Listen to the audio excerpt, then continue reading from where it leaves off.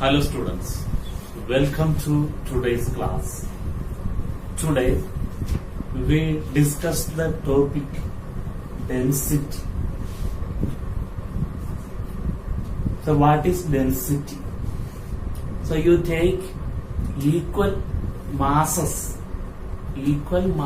of cotton and lead.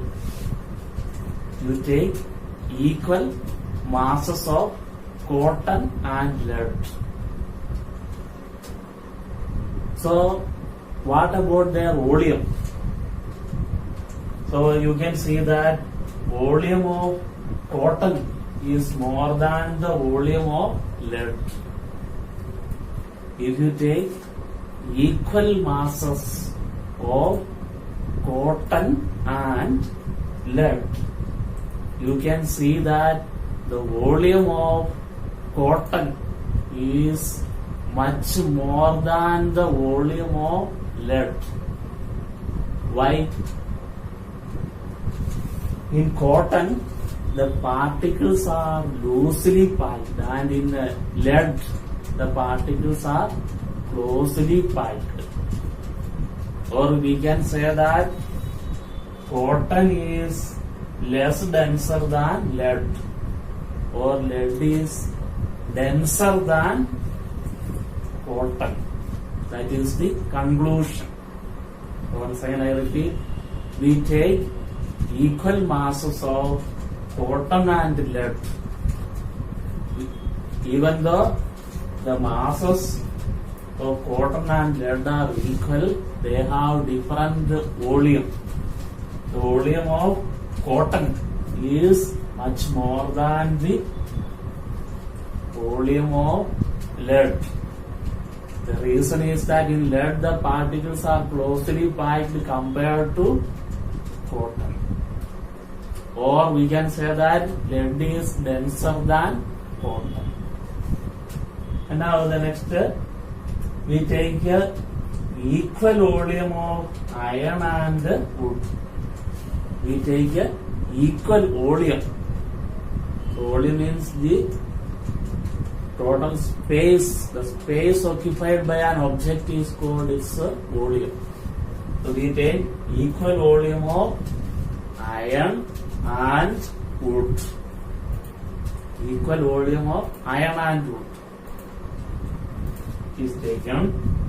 Then when you see the volume, you can equal volume is taken, and here if you see the mass, you can see that the mass of iron is more than the mass of wood. Equal volume of iron and wood is taken. Then you can see that the mass of iron is more than wood. The reason is that in iron the particles are closely packed, and in wood the particles are loosely packed. Or we can say that iron is denser than wood.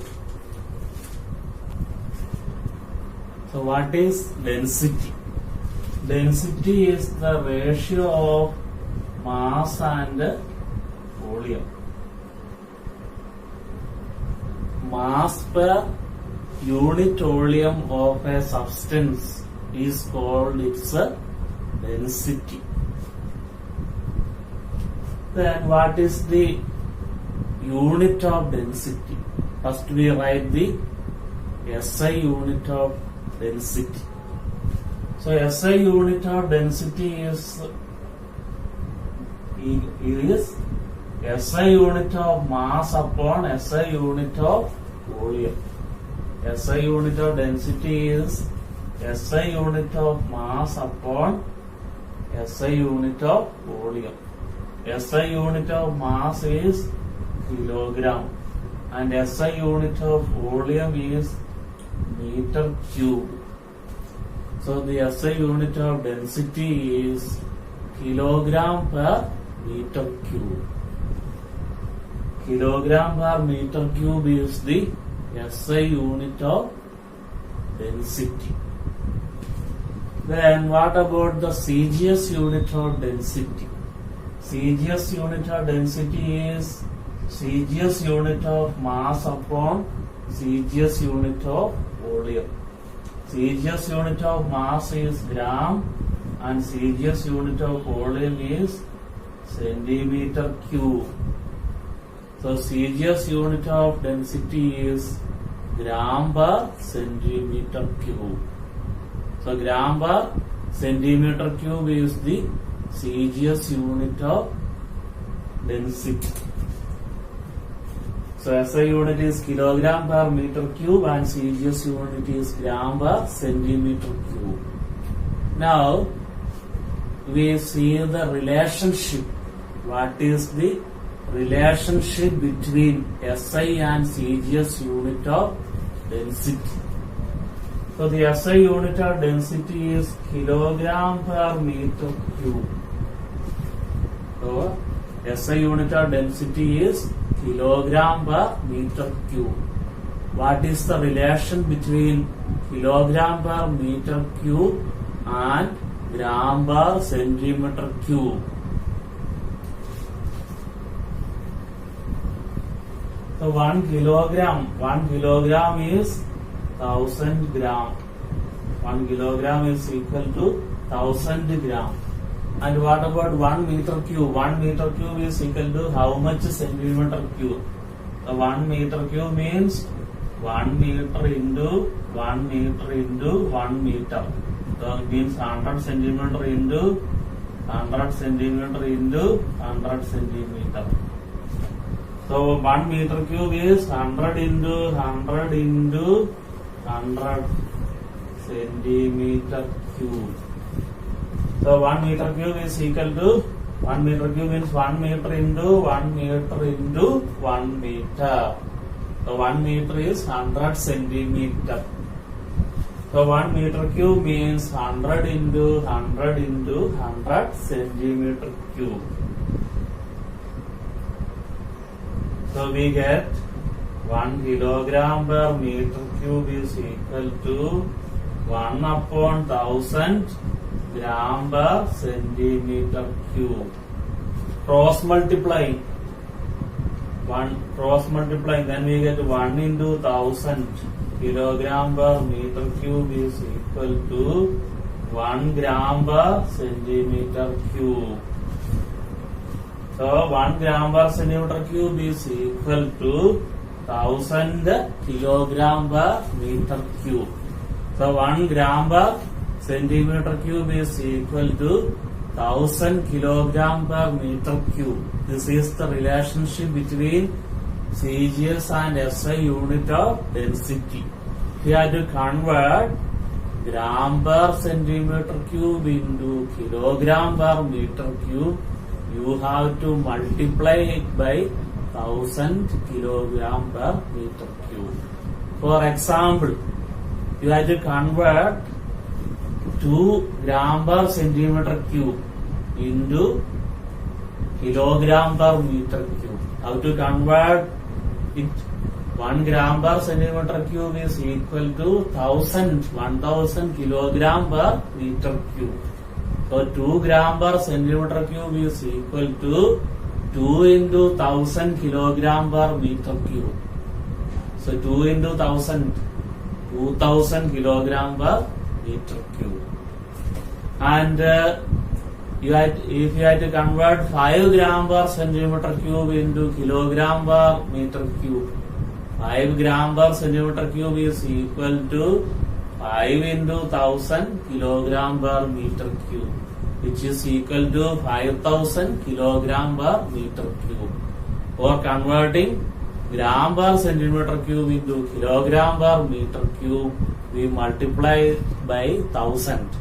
And for converting kilogram per meter cube into gram per centimeter cube, you have to divide it by 1000. For example, 6000 kilogram per meter cube, you have to convert into gram per centimeter cube. Then, which is a 6000 upon 1000, that is equal to 6 gram per centimeter cube, or 9000 kilogram per meter cube. Express it in gram per centimeter cube. That is 9000 upon 1000, which is equal to 9 gram per centimeter cube. Now we see how do we find the density of a body. If I suppose that this is a cuboid, it is a cuboid. This is its length, this is the breadth, and this is its height. Length, breadth, and height. And for finding the volume of this cuboid, you have to measure its length with the help of a scale. You can measure its length, breadth, and height. Then its volume can be calculated by the formula length into breadth into height. And so we get the volume. Length into breadth into height. We get its volume. And its mass can be measured. Its mass can be measured with the help of a beam balance. So mass is measured, volume is calculated. Then we can find its density by the formula. Density by the formula mass upon volume. The mass of this cuboid, when we divide by its volume, we get the density of this cuboid. So volume of cuboid is equal to length into breadth into height. If it is a cube, then its volume is side cube. And if it is a sphere, the volume is calculated by the formula 4 by 3 pi r cube. Okay, this way we find the density of a substance. So suppose that this is a steel scale. If you change the shape of this steel scale, can there be any change in its density? There won't be any change in its density. The mass of the scale will remain same and the volume also remains same. The shape and size won't affect the density. And what is the effect of temperature? What is the effect of temperature on density of a substance? So you know that most of the substances expand on heating. Most of the substances expand on heating and contract on cooling. Most of substance expand on heating and contract on cooling. So when a substance is heated, for example this scale, when it is heated, so what will happen? Its volume will increase. Its volume will increase and mass of the scale remains same since the particles of this body remains same. The mass remains same but the volume increases on heating. Then what will happen to the density? Density is the ratio of mass and volume. This numerator remains same but the denominator increases. So what will happen to the density? Density will decrease. So with the increase of temperature, most of the substance will expand and on cooling the substance will contract. So in such a type of substances, whether it is solid, liquid or gas, so in all these cases on heating the density decreases. The reason is that on heating the volume increases and mass remains same, and the density is the ratio of mass and volume. So density decreases. But water is an exception. Water has anomalous behavior from 0 to 4 degrees Celsius. So when water is heated from 0 to 4 degrees Celsius, so The density won't decrease, density will increase. So water has anomalous behavior. So other all substances on heating, the volume increases, so density will decrease.